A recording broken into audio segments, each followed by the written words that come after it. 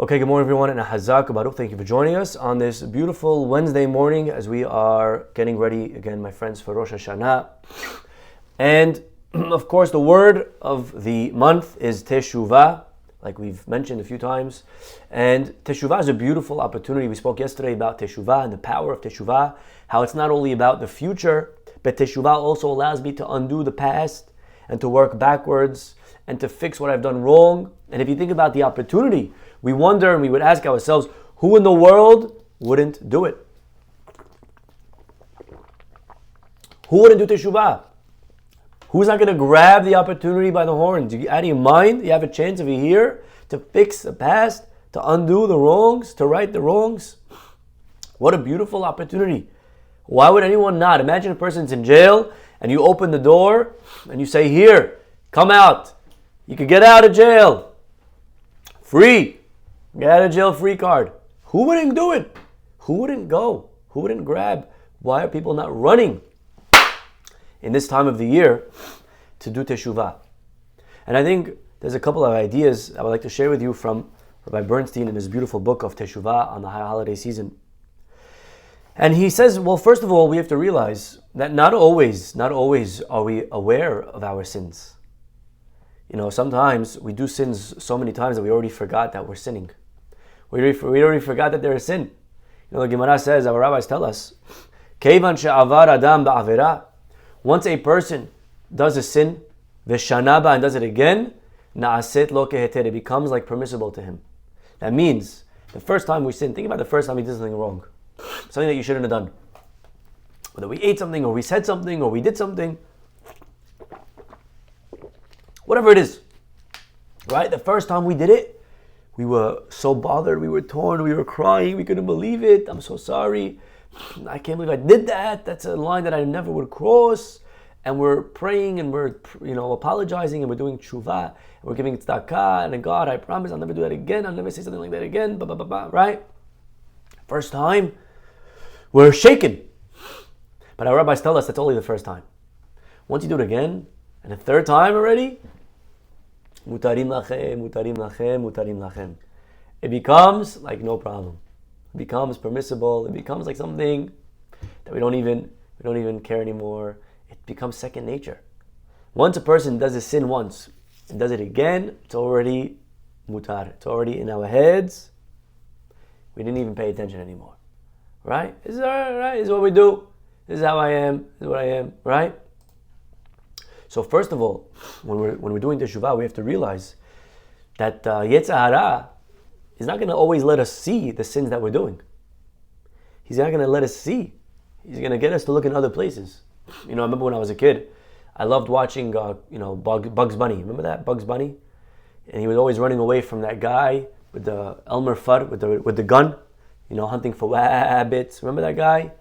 Every episode, there was always this point where Elmer Fudd was looking for the rabbit, and Bugs Bunny, almost in every episode, would come right behind him. And he would whisper in his ear, what are you looking for? He would say, I'm looking for rabbits. And Bugs Bunny would say, look over there, look over there, look over there. And they go, where, right? And then he would pull down his shorts and he would run away, right? And it's funny and it's cute, and but really that's the Yetzer Hara. Yetzer Hara is right there, and he says, look over there, look over there, look on that guy. And whenever we think of Teshuvah, we're thinking in the wrong places. We're thinking of maybe who should be doing Teshuvah. Oh, Rabbi, I'll tell you. My mother-in-law, she should do Teshuvah. Oh, I'll tell you. My wife, she should start repenting. My children, they don't, right? The whole world has to change. Except for me, right? We forget sometimes that the sins that we're doing are even sins. But even deeper than that, the enemy of Teshuvah, my friends, is one word in English. The enemy of Teshuvah is stubbornness.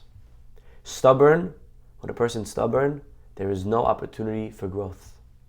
When a person is, like we say, stiff-necked, kashe oref, this is me. How many people go through life and they throw in the towel and they say, this is me. Rabbi, don't try to change me. Honey, I'm not going to change. This is me. This is who I am. This is what I do. This is how I've been. This is how it is for the last 50 years. This is what I've been doing. This is how I've been acting. This is what I do. When I'm by a light, it turns green, I honk. This is who I am. Don't try to change me.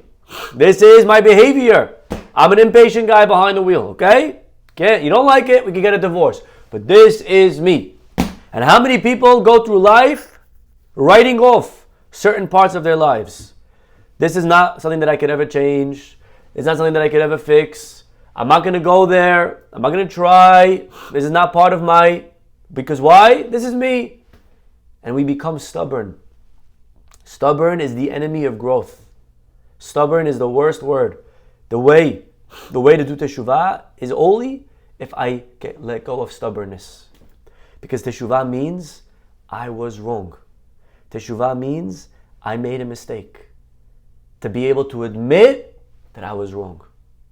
And how hard is that for us? For people to be able to say that? When was the last time, ask yourself, when was the last time you said those 3 words consecutively? I was wrong. Not you were right. You were right is easier to say. Not you were right. I was wrong. I was wrong in my judgment. I was wrong in my action. I was wrong in something. When is the last time we apologized to our spouse? When was the last time we apologized to our children? When was the last time we apologized to our employees? When was the last time we apologized to someone in the community?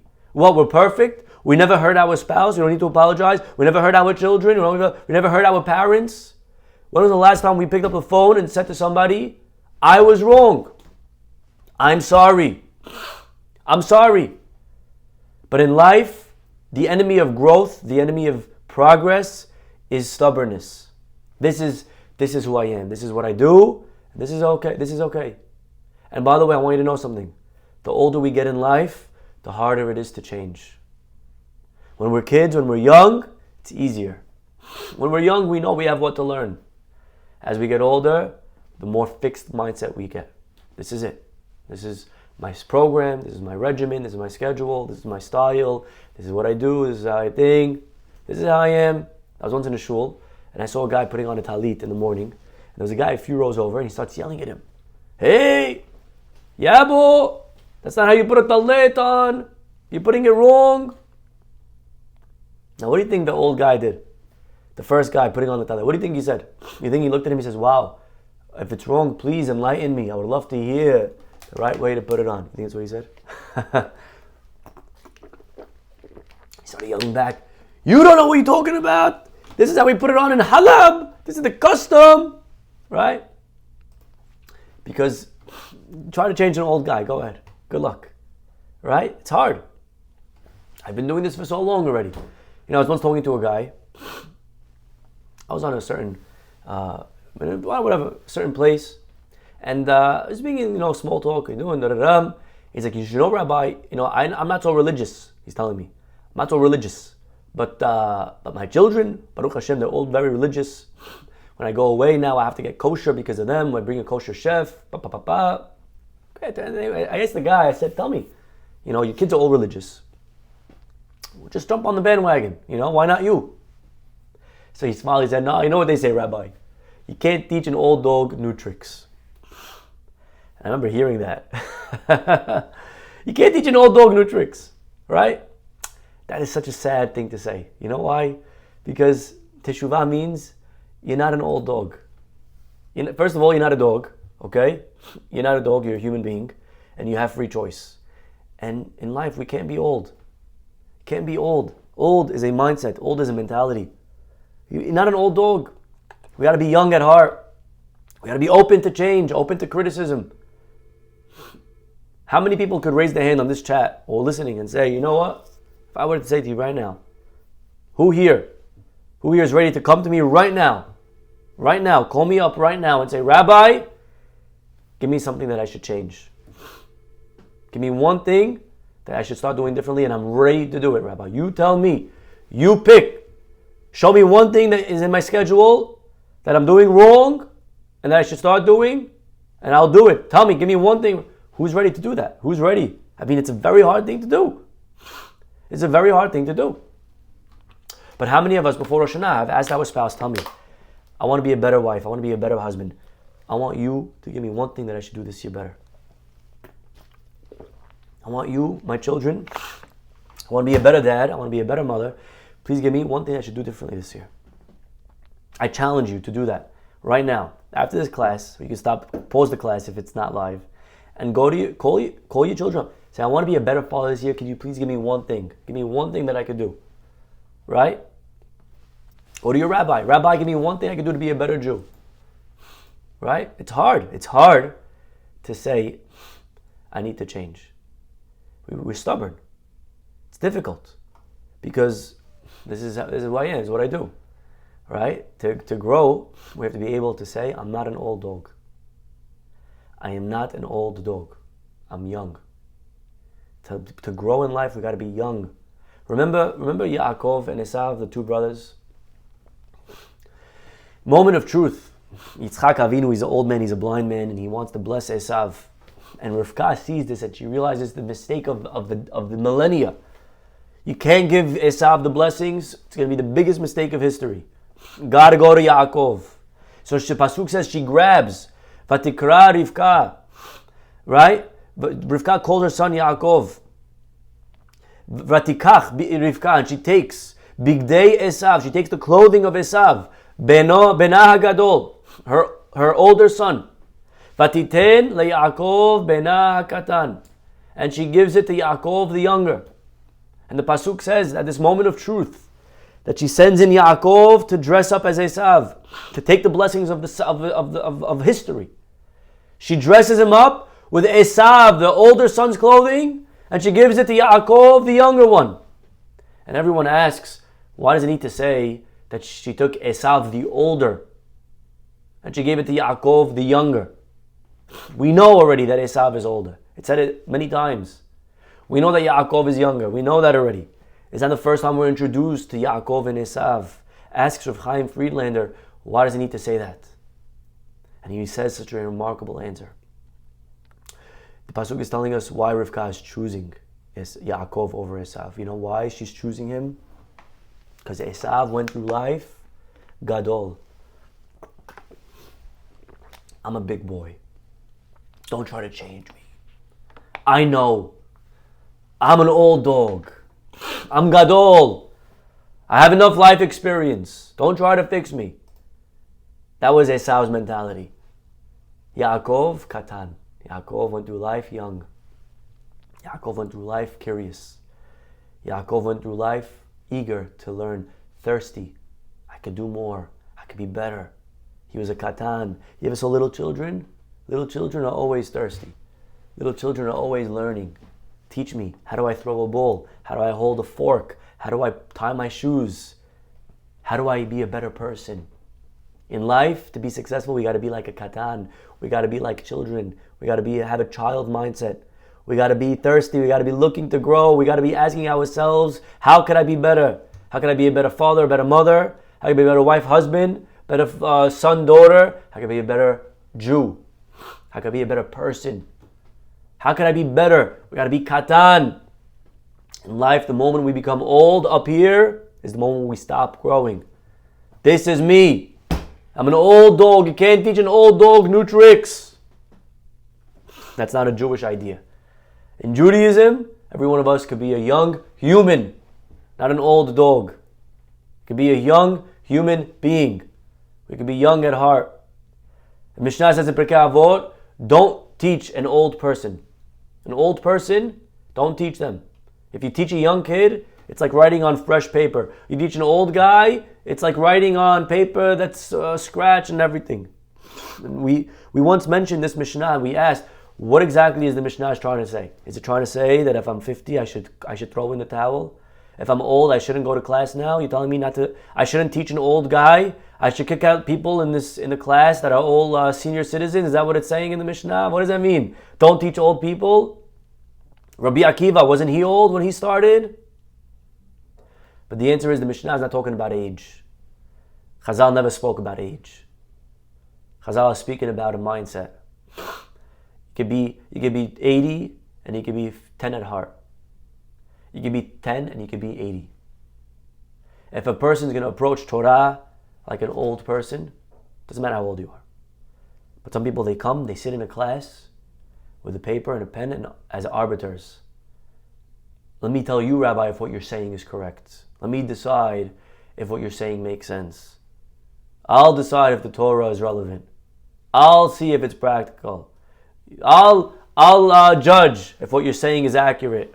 Because I know a thing or two.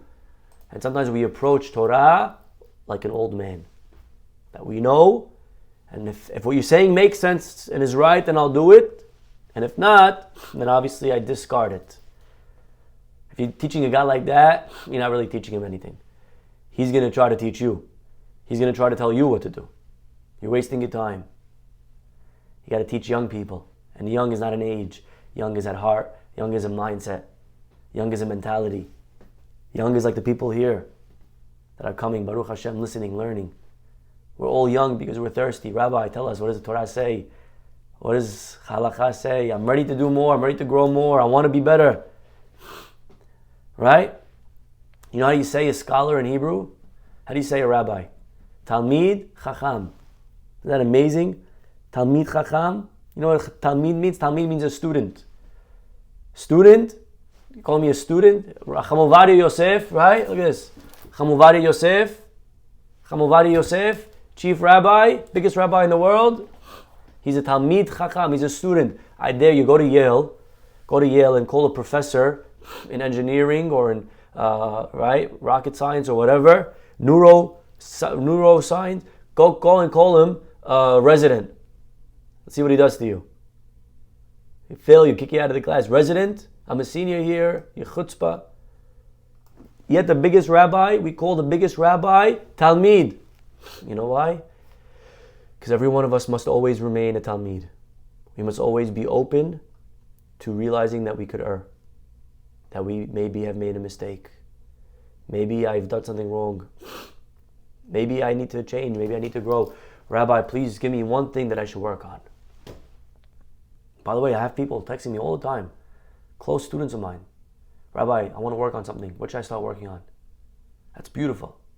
That's a person young. Doesn't matter the age. It's young. Give me. I'm ready. I could do better. I could grow more. I'm happy to grow. I'm happy to change. Give me something. That's a beautiful thing. We all have to be like that.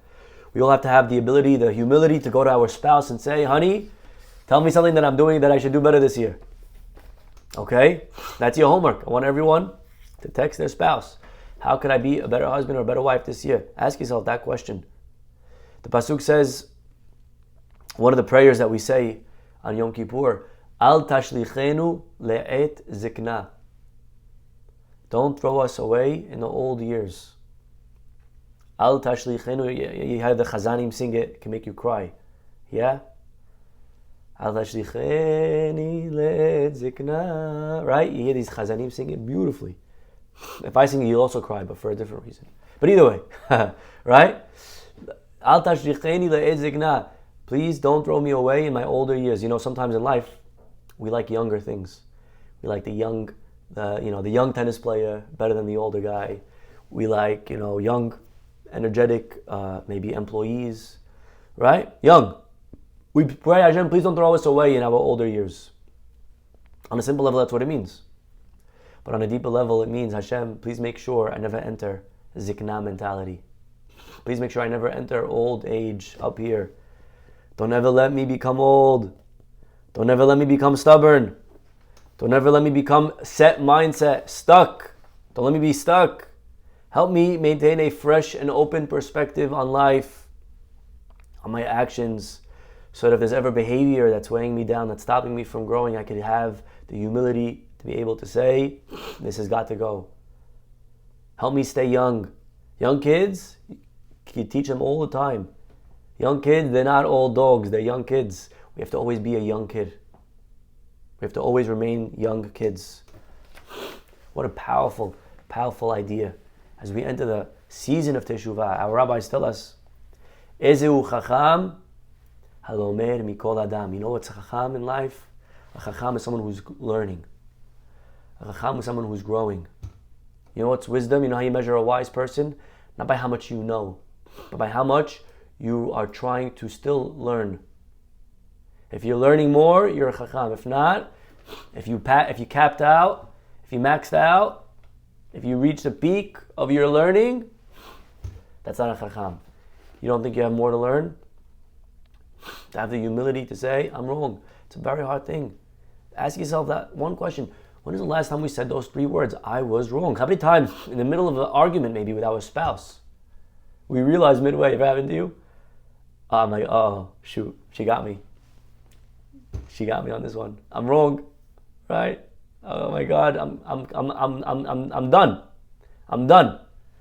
Do we admit? We don't admit. We don't admit. We double down. We change the topic. We throw in the kitchen sink. We throw in the in-laws.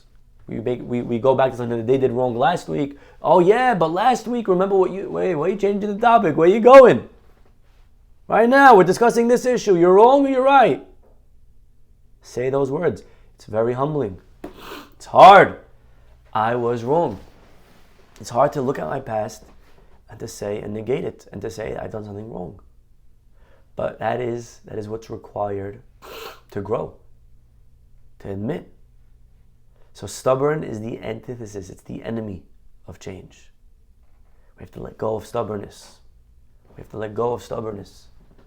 Every one of us has to right now, today, call somebody and ask someone, what should I do differently? What should I do differently? I know I have a long ways to go. I know I'm not perfect. And I want to change. I want to grow. I'm not an old person. I'm not an old dog. I could learn new tricks. I could change. I could be better. I could be better. I want to be better. That is something so beautiful. That is very, very powerful, my friends. It's an amazing thing to be able to have that humility, to say sorry, to make a mistake, to realize that I'm human. Ezehu chacham halomer mikol adam. You know what that means? You know who's a chacham is someone who learns from everybody, right? But it means something else. A chacham is someone who learns in every situation. Halomer mikol adam. I'm only human. I realize I'm human. And it's okay if I made a mistake. It doesn't take away from who I am. And by the way, in the Torah, we don't whitewash nobody. In the Torah, there's no one that is perfect. We don't make nobody a hero. Nobody is, perfect, no sins. No one. 4 people, the Gemara says, never sinned, and they're not the heroes of our story. They're not the legends. Because legends sin. But to admit that I made a mistake. And that's, by the way, our name. We are Yehudim. You know what Yehudi means? Yehudi means modeh. From the word modeh means to admit. I admit. I was wrong. Today, let's try to use those 3 words consecutively. I was wrong. Because I imagine we're all going to make a mistake today. It doesn't have to be a life-changing mistake. It could be a small mistake. But that's how it started. Small mistakes. Say, wow, I was wrong. I shouldn't have said that. The other day I said something to my kid. It was the wrong thing to say. I made a mistake. I said something to my son. And immediately, right away, I regretted saying it. But what do we do? What do you do in that moment? How many people would brush it under the rug and just change the topic? Or say, oh, that's not what I said. Oh, you misheard me. Or you're taking it the wrong way. You're being too sensitive. I was wrong. Call your son over, sit him down. That's what I did. Call him over. I said, I said this. It's the wrong thing to say. I didn't mean that. That's not what I really believe. That's not what I really think of you. I really think of you, you're an amazing person. Right? Take accountability. Admit. We have to be able to admit. Yehudi. That's what a Yehudi does. We admit. To have the humility to stop being stubborn. Be a Talmid Chacham. To stop being old dogs. To start being young kids. Tell you one amazing, beautiful story. Beautiful story. About probably a story that we said many times, but it's just a beautiful story. About the Stipler, the famous Stipler. Big tzaddik, Talmid Chacham, father of Rav Chaim Kanievsky. His name was Rav Yaakov Kanievsky. And one day when he was invited to a bar mitzvah, and most people, as he got older, they realized they could invite him all day. He's not going to come. He's too old. He stopped going to bar mitzvahs. So there was a kid who prayed in the synagogue, and he invited the rabbi just out of courtesy. And he for sure, in the back of his mind, he knew the rabbi's not coming. Lo and behold, the night of the bar mitzvah, who walks in? The stipler. He walks in. The band starts playing the music for the rabbi. Everyone gets up, they're dancing with the rabbi. The rabbi goes in the middle of the circle, and he starts dancing with the bar mitzvah boy. And the kid is on cloud nine. The stipler made it to his bar mitzvah. He can't believe it. He's dancing with the rabbi. And finally, after a couple of minutes, the rabbi bends down and he whispers into the kid's ear. Whispering. What is he whispering? Mazal tov. How long does it take to say mazal tov? 2 seconds? He's whispering 2 seconds, 5 seconds, 10 seconds, 30 seconds, 60 seconds.